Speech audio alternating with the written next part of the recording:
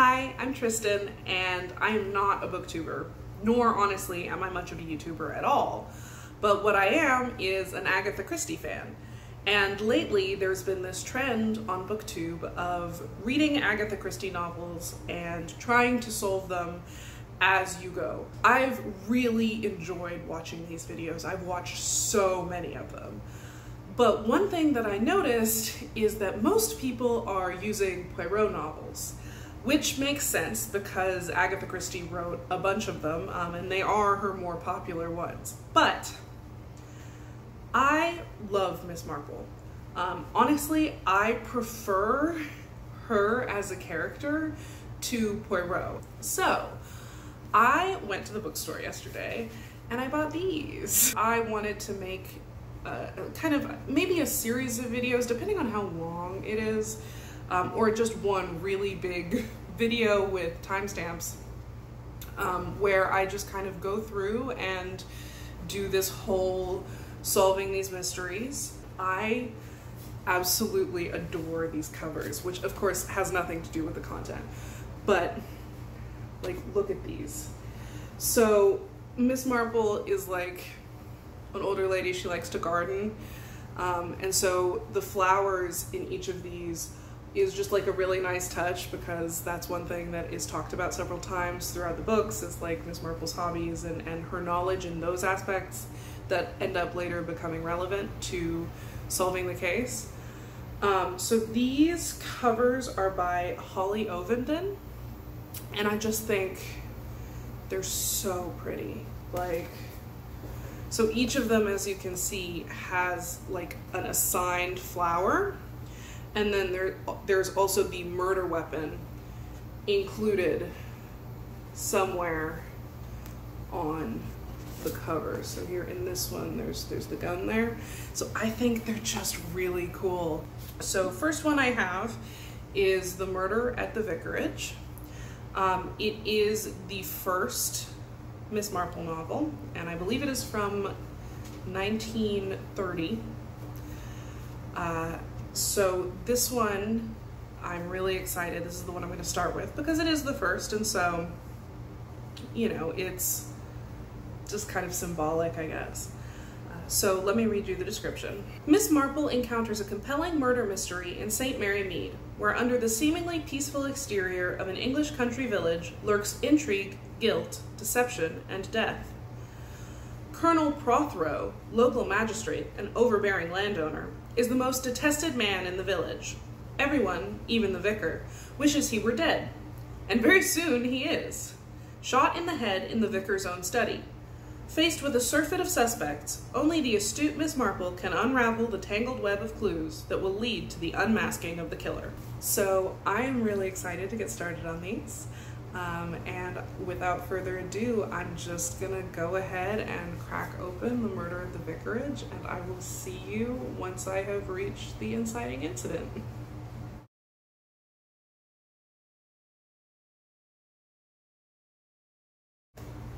Okay, so we are 5 chapters into the Murder at the Vicarage, and there's a lot going on. As it mentions on the back, there are a lot of people who are suspects. There are a lot of people who have been introduced. I took lots of notes. So let's go over these. I've tried to kind of make sure I only wrote down the important things. So I will say we're 5 chapters in. The murder has happened. So we have already gone through all of the introductions of the characters and the murder itself.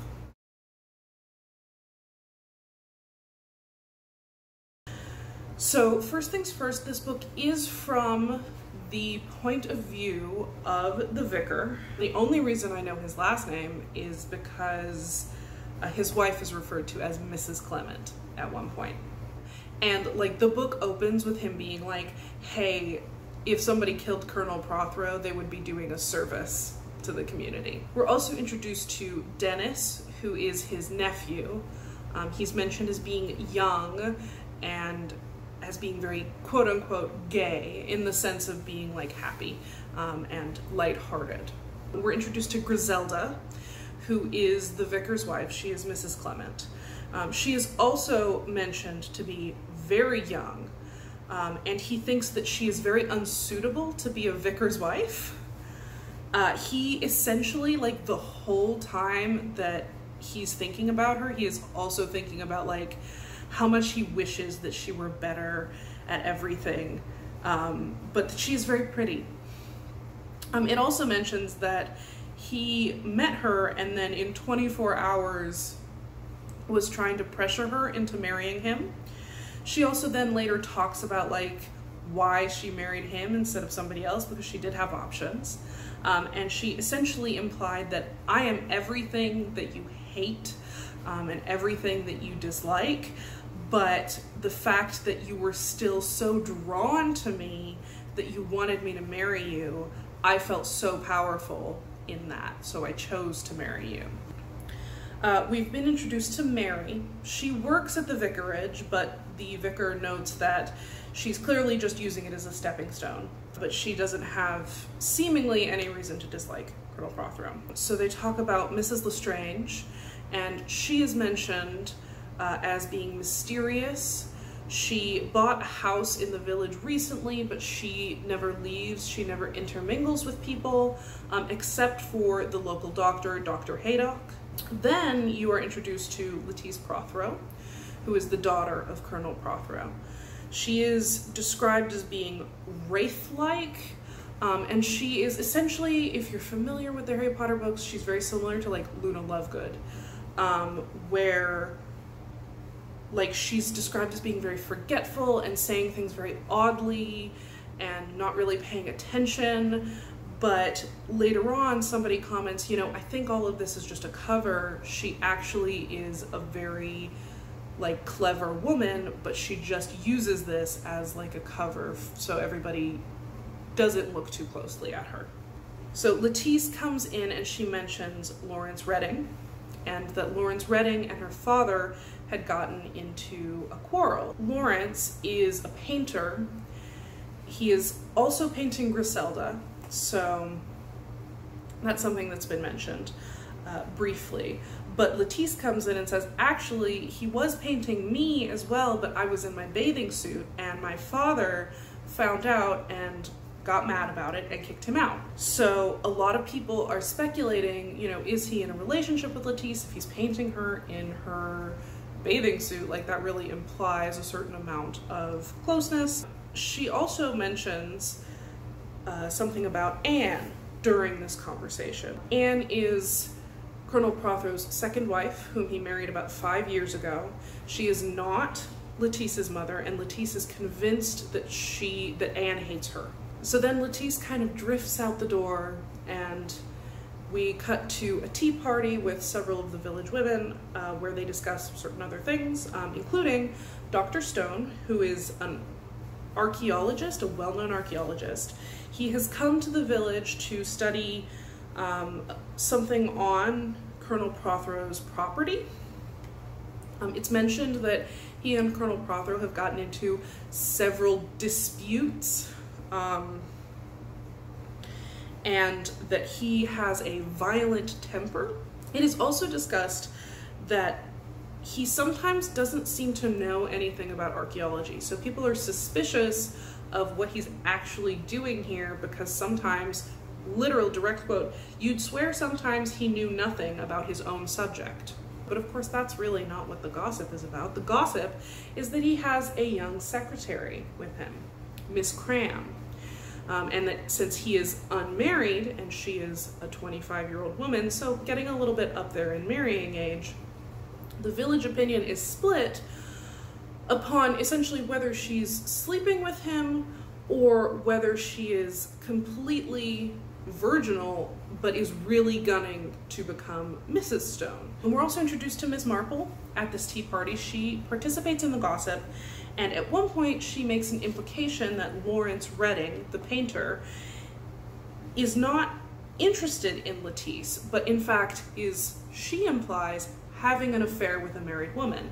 And while she says this, she looks at Griselda, with a knowing look, and the vicar originally assumes that she's implying that Lawrence Redding is actually having an affair with Griselda, so he gets upset and like a little bit nasty with Miss Marple. However, later on, the vicar goes out to the studio where Lawrence Redding has been painting his wife, and he finds Lawrence and Anne Prothero, the second wife of Colonel Prothero, kissing. He has conversations with Anne directly after this where she says, you know, I love him, I'm really miserable with my husband, he treats me awfully. Lawrence talks with the vicar and he says, you know, we haven't technically done anything more than kissed. She's a very loyal woman, but she's clearly miserable and we love each other. The vicar encourages him to leave town because he's like, this will only end badly. If you stay in town, you know, eventually somebody else will find out, there will be gossip, Colonel Prothero will find out and make it worse for Anne. And Lawrence kind of brushes these off at the time. We are also introduced, not directly, but through the vicar thinking about Colonel Prothero, to Mr. Hawes, who is the new curate at the vicarage. He is very devout. He has many rituals, which Colonel Prothero is mentioned to dislike people who do anything ritualistically and repeat things often. So Mr. Hawes and Colonel Prothero have apparently had some disagreements, and from the get-go, when the vicar is complaining about Colonel Prothero, it is assumed by Griselda that Colonel Prothero is upset about Mr. Hawes because they've previously had conversations where the colonel had complained about that. However, turns out that it's actually about a different situation that Colonel Prothero is upset about. So Mrs. Price Ridley is a devout member of the congregation, and she has a dead son, and on the anniversary of his death she attended service and donated some money. But when it was released, when the vicarage itself released the accounting of what was given during that ceremony, she noticed that the highest donation that was mentioned was a 10-shilling note, but she donated a full pound note. And the vicar was like, well, I'm sure you just made a mistake. And she got upset about that and went to the colonel. So the colonel apparently has approached the vicar and said, you know, I want to go over your books tomorrow evening. So the vicar is upset about this because obviously the colonel is accusing him of skimming money, essentially, from stealing money from the church and stealing money from the people that he serves. The next day, Lawrence comes to talk to the vicar and he's like agitated, and he says that he's thought about what you've said and that, yeah, you're right, I should leave town. So this is a very distinct change between Lawrence's attitudes. During the day, the colonel meets up with the vicar and they're just talking. And the colonel mentions that he actually needs to move the meeting that they had scheduled to go over the parish books to 6:15 instead of 6. So he mentions this very loudly in the middle of the town square, where assumedly anybody could hear that these were the plans. Then at 5:30, the vicar receives a call to Lower Farm, which is 2 miles away, and he doesn't know how to ride a bike, so he has to walk it. He calls the colonel's house because he's clearly not going to be back by 6:15, so it's 5:30, so he's not going to be back by 6:15. But the colonel has already left, so he leaves a message with Mary. Keep an eye out for the colonel if the colonel gets there, to let him know that he's going to attempt to be back by 6:30. However, it's mentioned that by the time he does get back, it's actually closer to 7 rather than 6:30. On the way in Lawrence Redding comes out, and he is described as, quote unquote, on the point of going mad. He's very agitated. The vicar wonders if he's drunk, and they have a very strange conversation that lasts, you know, maybe a minute tops. And then he leaves, and he asks Mary, like, hey, did you see Lawrence Redding? Did he come to see me?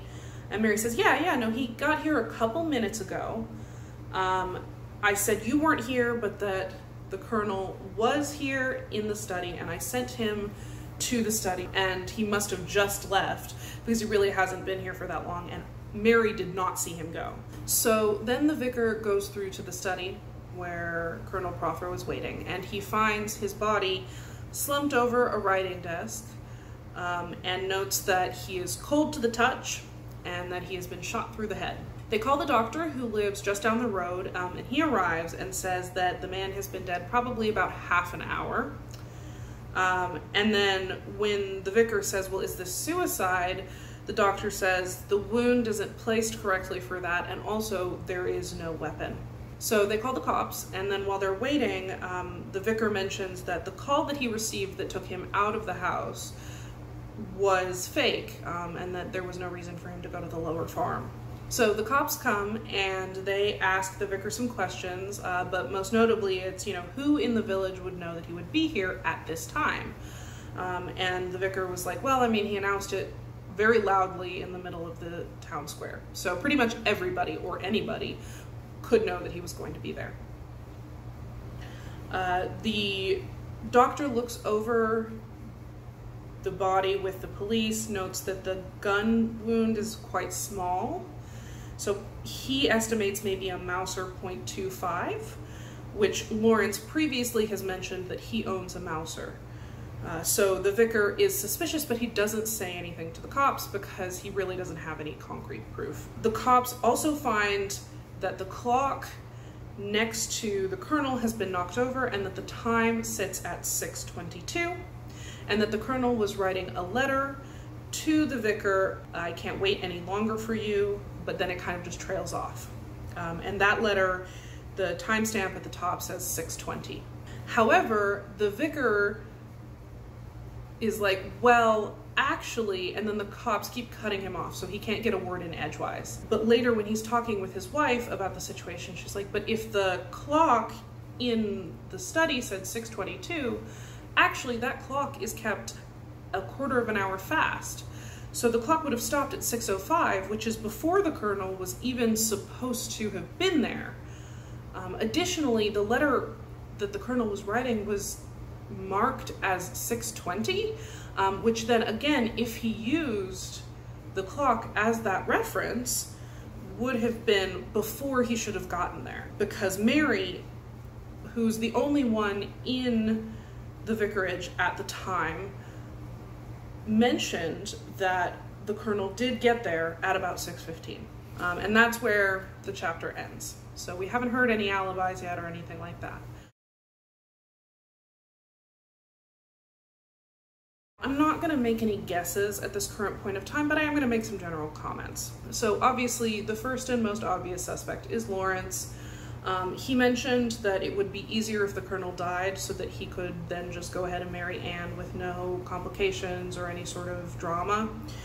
And he was quite agitated coming out of the vicarage when we know that the colonel is dead at that point, and he's said to have owned the Mauser. However, I think this is a little bit too obvious. The doctor did mention that he had been, like, that the colonel had been dead for half an hour when the doctor got there, and Lawrence was only mentioned as having arrived a couple minutes ago. So I don't think it's likely that he got there before the colonel is said to have died. I think he probably just found the body, and that's what made him so agitated, and he was nervous he would be blamed, so he ran. Anne has said that she is miserable and she wishes he were dead. But it seems like somebody is maybe trying to frame Lawrence because they used the Mauser, which he has admitted to owning. So I don't think it's Anne. Lettice has also mentioned she wishes that the colonel had died so that she could inherit all of his money and go and do whatever she wanted. And she does hate Anne.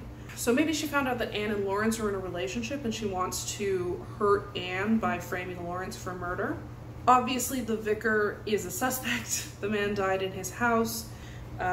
He is a suspect, and there are certain things he's expressed explicitly that he would be glad if Colonel Prothero was dead. He was away, but for a lot of the time that was travel time, and so he wasn't interacting with anybody. It's from the point of view of the vicar, so we're inclined to believe that it's not him. And then potentially there's Mr. Hawes, who has been mentioned to have a couple of disagreements with him.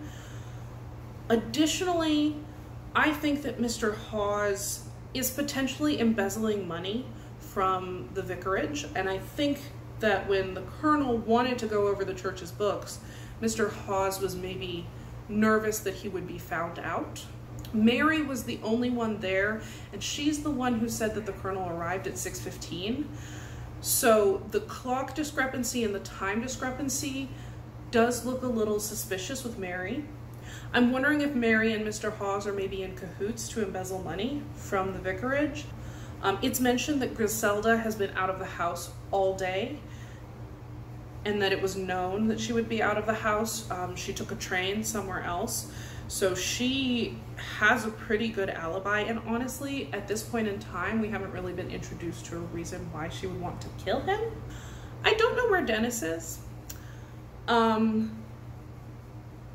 he's also said to just be out. Dr. Stone and Miss Cram have been mentioned specifically several times, and it has been mentioned that Dr. Stone has gotten in several disagreements with the colonel and that he has a violent temper. I'm also wondering if Dr. Stone is not who he says he is. He's not the archaeologist, and that him and Miss Cram are attempting to embezzle or maybe steal from the colonel, because there's a mention of like family silver that is quite valuable. There's no reason currently why him and Miss Cram would have killed the colonel. But that's also a possibility. Maybe the colonel found them out. I will continue to read and get back to you once I know a little bit more.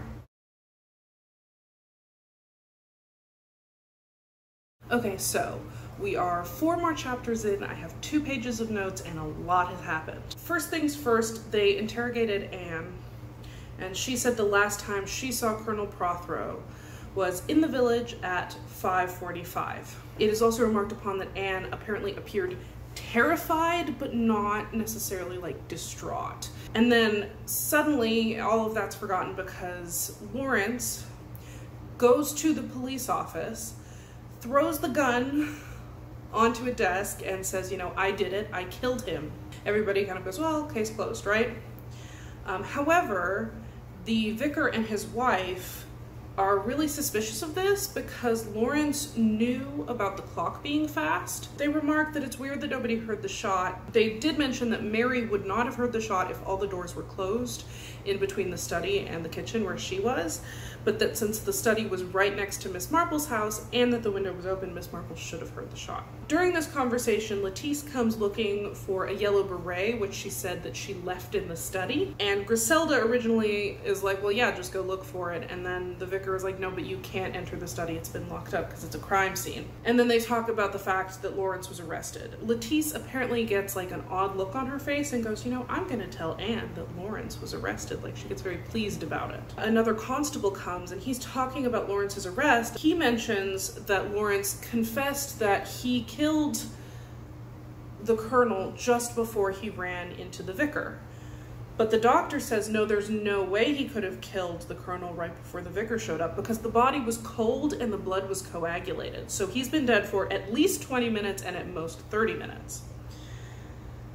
So Redding has to be lying. And then suddenly they receive an urgent note from Anne. Now suddenly the vicar suspects, oh, the reason why Lawrence turned himself in is because Anne killed the colonel. And Lawrence is trying to cover for her because he's in love with her. And that's essentially what she says as well. She claims that the gun was actually her husband's and that he kept it in a drawer next to his bed, but the valet says for sure that there was never any gun there. So she's also lying. And during her confession mentions that the only person who would have seen her is Miss Marple. They then question the butler, and it's mentioned that Mrs. Lestrange showed up the night before Colonel Prothero died, and asked for Colonel Prothero and not Mrs. Prothero. So they go to question Miss Marple. She says, yes, I saw Anne just after 6:15 because the clock, like the bells in the vicarage, had just chimed the quarter of the hour. And that she said, oh, you know, I'm here to see my husband, but she only briefly went towards the vicarage and almost immediately redirected to the studio. Miss Marple then says that Redding showed up and also headed straight to the studio, and they were in there for about 10 minutes on their own, and they both exited the studio at 6:30 because, again, the bells had just chimed, and they met Dr. Stone and who they think is Miss Cram, but she's not entirely certain, and they all walked towards the village, but that none of them went towards the vicarage at any point. She also mentions that they were smiling and talking and that they weren't upset in any way. So it indicates that neither Anne nor Lawrence killed the colonel. The question now is, why would they both confess? My suspicion is that it is Lettice, that she killed Colonel Prothero and convinced Lawrence that Anne did it. So Lawrence turns himself in, and once she goes to tell Anne that Lawrence has been arrested for the crime, Anne then is like, no, I love Lawrence, I'm gonna cover for him, I did this, and saying that he's covering for me. But they're clearly both lying. So I think it's Lettice, especially because when she was told that Lawrence had been arrested, she had a very strange look. She immediately said, I'm gonna go tell Anne that Lawrence has been arrested. And she also came looking for a yellow beret that she explicitly said, I think I left in the study, can I go get it? So she's acting very suspicious. So I think maybe it's Lettice. I also think maybe she's having a relationship with Dennis, because the butler, while they were talking about him, he's kind of recounting every visitor they had over the last couple of days, and Dennis comes a lot. Like, he's there like every day to play tennis. So I'm suspicious about this. As more comes to the forefront, I will let you know.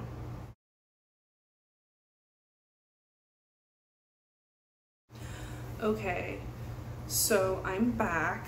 A fair amount has happened. Miss Marple reported that she saw Anne just after 6:15.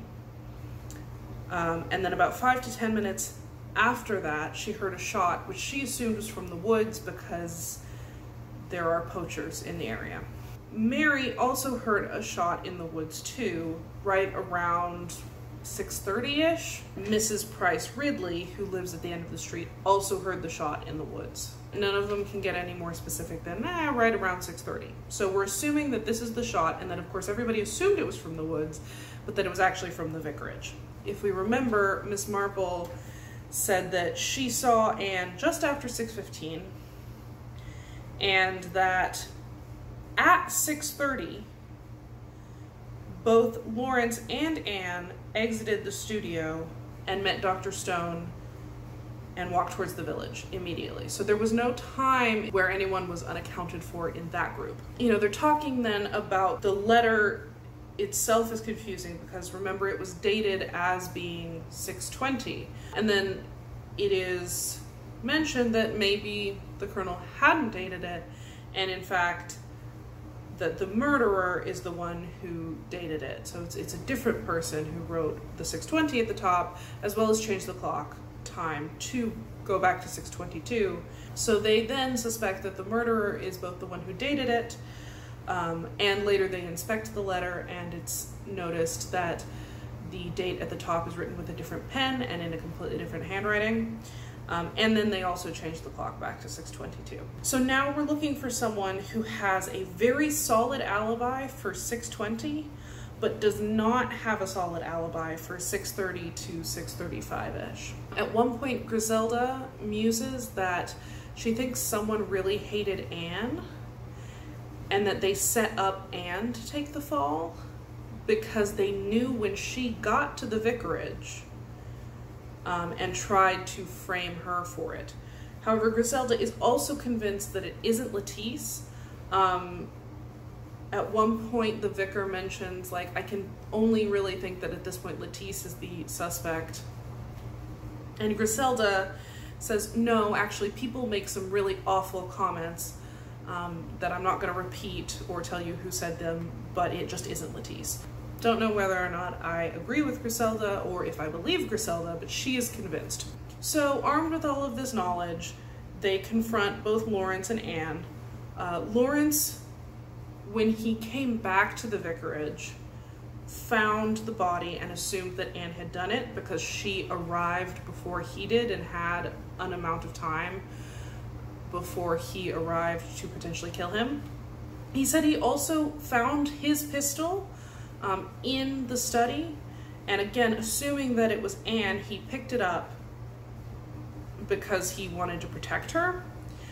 He then walked around for a little while and came to the conclusion that in order to really protect her, he should then convince to the murder, and since he had the murder weapon, it would be more convincing. So when they question him about who maybe would have known where the pistol was, he says, well, you know, I left it laying on a shelf in my sitting room, so anyone who visited could have taken it. So the last time he saw it was either 2 days before the murder or 1 day before the murder, but he couldn't be sure. And in the meantime, pretty much everyone had gone through his house. He also says that he doesn't lock up when he leaves, and he doesn't have any like maids or anything. So even if it was someone who hadn't visited, they could have just come into his house and taken it at some point. And Anne pretty much just says, yeah, no, I was covering for him. I didn't want him to take the fall for it when I know that it wasn't him. He couldn't have done it. So both are cleared of charges. And then they go to talk to Mrs. Price Ridley, where she talks about the shot that she heard at, again, 6:30-ish, but no more specific. And she also mentions that she got a call with what she called obscene language. And later on, she reveals that it was a threat. Someone said that she should learn to keep her mouth shut. She's a very well-known gossip in the town. They said that she had been reported to Scotland Yard for libel, and that they threatened to do much worse to her if she kept doing that. When she asked who it was, they simply replied, "The Avenger." So that made her so distraught that when she heard the shot right afterwards, she wasn't sure exactly what time it was that she heard it. The vicar goes back to the vicarage and he meets up with Dr. Haydock, who has a very weird convo with him, where he talks about Mr. Hawes, the curate, who I believed was stealing money from the vicarage. His illness. Dr. Haydock immediately starts talking about how he believes that crime is due to like disease and an imbalance of like chemicals in the brain, and that maybe one day it could be cured, but that like in the meantime it is a disease and not actually like that they're necessarily a bad person. Hawes shows up and is very interested to ask the vicar about what he thinks happened, what the cops could think happened, what the cops have, like what sort of info. Very interested to hear that Lawrence was like released, and that they no longer think that Lawrence did it, and just asking a lot of like very detailed questions, which makes me again suspicious of him. And then while Hawes is there, he's called to Mrs. Lestrange's, and the inspector shows up while he's there. She gets very vague. Essentially, she's like, well, I was here all evening on the evening of the murder. And he's like, well, is there anybody who can say that you were here? And she was like, no, that was my maid's day off. And he was like, well, in fact, one of the ladies in the village said that she rang and didn't get any answer, so you weren't here. And she was like, no, I was here, I just was ignoring her. And then he was like, well, what did you talk to the colonel about when you showed up to his house? And she was like, it doesn't have anything to do with the case. And that's like all she says about it. So once the inspector leaves, very frustrated that he couldn't get any more information out about her, she says she no longer needs the vicar's help and that she has like officially chosen her part. So, couple theories. I think potentially Mrs. Lestrange is Colonel Prothero's first wife, and Letitia's mother. And now I'm suspicious about Hawes. I think probably Hawes has been stealing money and he's nervous that while the police are investigating, they will turn up that he's stealing the money. I don't think he necessarily killed the colonel. You know, in the case of Agatha Christie, sometimes she'll do this where she'll make someone seem suspicious and then later on it will be revealed that yes, they are doing a crime, but they did not commit the murder. So in this case, I think that's probably what's happening, is that Hawes has been stealing the money and he is nervous that the cops will find out and assume that he killed the colonel because he's been stealing the money and the colonel was about to find out. But I don't think he killed the colonel. I'm still gonna say that it's probably Letice. I'm also suspicious that potentially Dennis is in on it.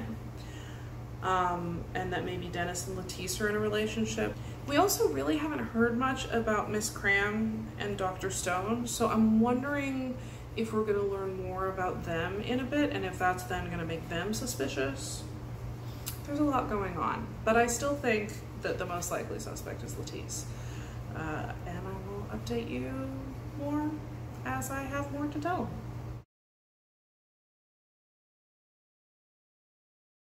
So I just finished chapter 19. Not a whole lot has happened, but the inspector thinks that Mrs. Lestrange is blackmailing the colonel. They mention that the call to the vicar that called him away from the house that made him unable to meet with the colonel at the supposed to be arranged time came from Old Hall, which is actually the Prothero's estate.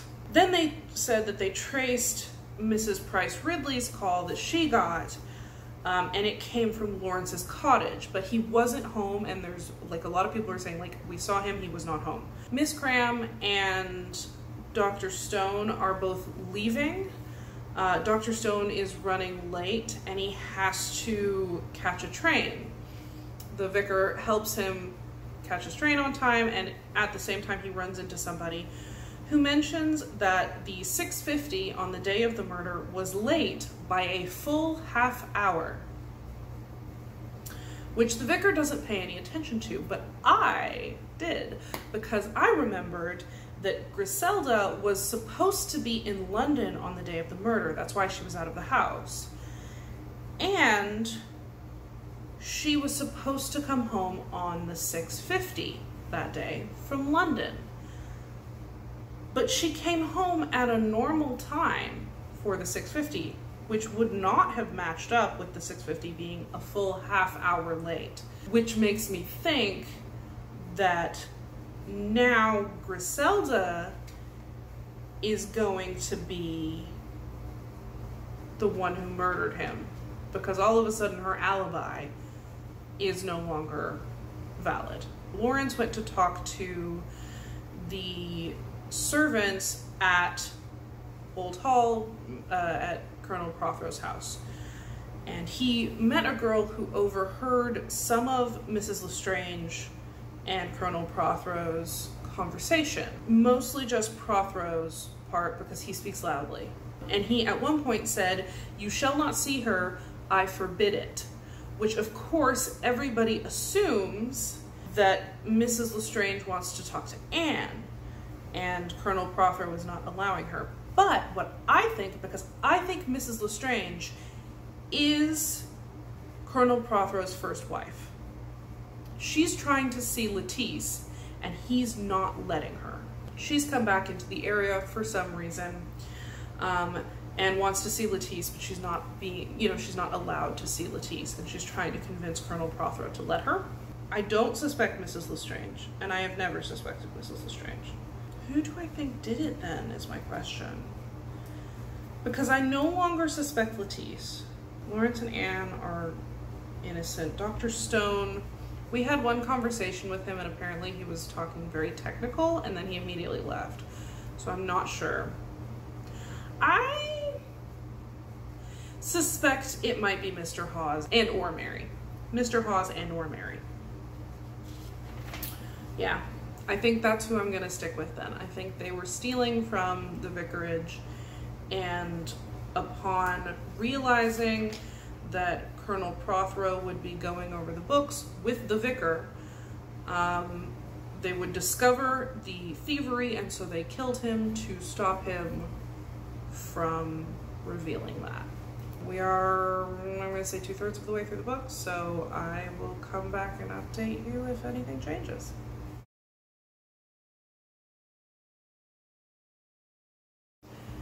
So we are almost to the end, and all of a sudden everybody is suddenly accusing Mrs. Lestrange of being near the vicarage at the time of the murder. When the vicar goes to talk to the doctor says, actually, she was coming to see me because she has less than a year to live. She's very ill. She's an old friend. So I am still operating under the assumption that she has less than a year to live and she wants to see her daughter. But interestingly enough, Mrs. Price Ridley said that her maid heard a man's sneeze and then made some comments about leaving a tennis racket lying around without being properly put away. So I think she's implying that maybe it was Dennis that shot him. They've also talked a lot about Mr. Hawes and how his nerves are getting worse. He's become very nervous and he's like kind of having a breakdown. So I'm wondering if it's not Hawes and Mary, but it's actually Hawes and Dennis, and that Dennis has maybe other reasons as well with Lettice. I don't know. It's all very confusing and I still don't really understand Hawes. Like, he just suddenly gets very sick. He's very suspicious. Maybe it's just a complete red herring and Hawes has nothing to do with anything.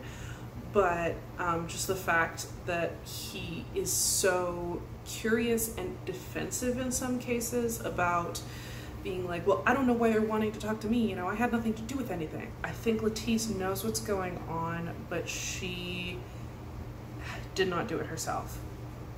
But I do think it's Dennis. Oh, also, Griselda has been seen leaving the house of Lawrence. Maybe Griselda and Dennis did it? But I don't know why.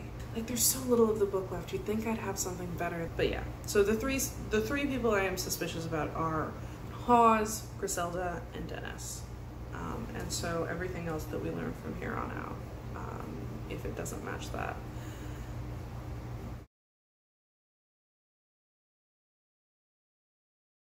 Okay, so we are at the end of chapter 26. Miss Marple has just figured it out, but she has not told the vicar. The vicar has written out his schedule as far as his understanding of the way that things happened. 12:30 p.m., Colonel Prothero alters his appointment from 6 to 6:15.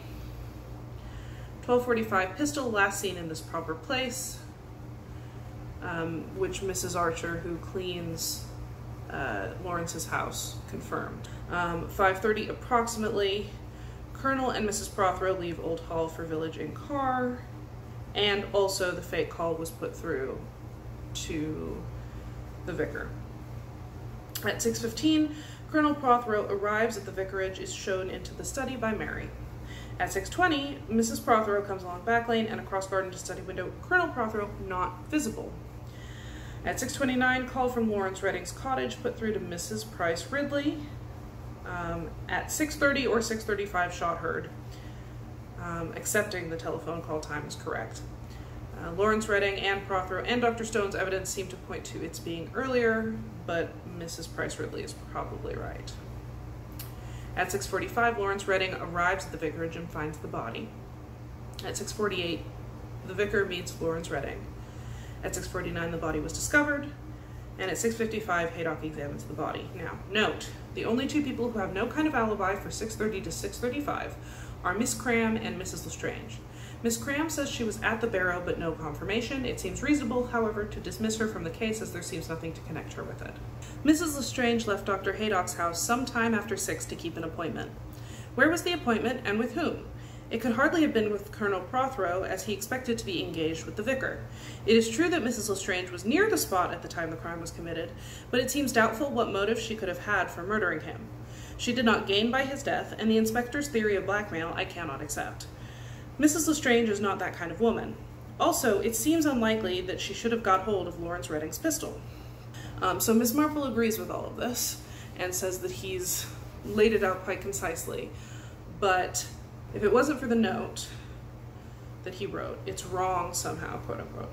When Anne looked in the window, she did not see anybody, but she also looked way before he was murdered, right? So we're assuming he was murdered between 6:30 and 6:35. Miss Prothero didn't see the colonel at 20 past 6, at 6:20. That's an awful lot of time to be sitting and writing at the desk for only having like 1 or 2 sentences written down. So the first alternative is that he was already dead, but we don't think so. The second alternative is that he was sitting, writing a note, but it must have been a different note that he was writing. And the third is that Mrs. Prothero was right and that the room was actually empty, that the colonel had showed up and then left for some reason out of the study before going back. Yeah, so at the end of chapter 26, Miss Marple knows what's going on, but has not told the vicar, so we don't also know what's going on. So I'm just gonna go ahead and I guess read through the last of this and then give y'all my final update with the whodunit and how done it and how everything fits together.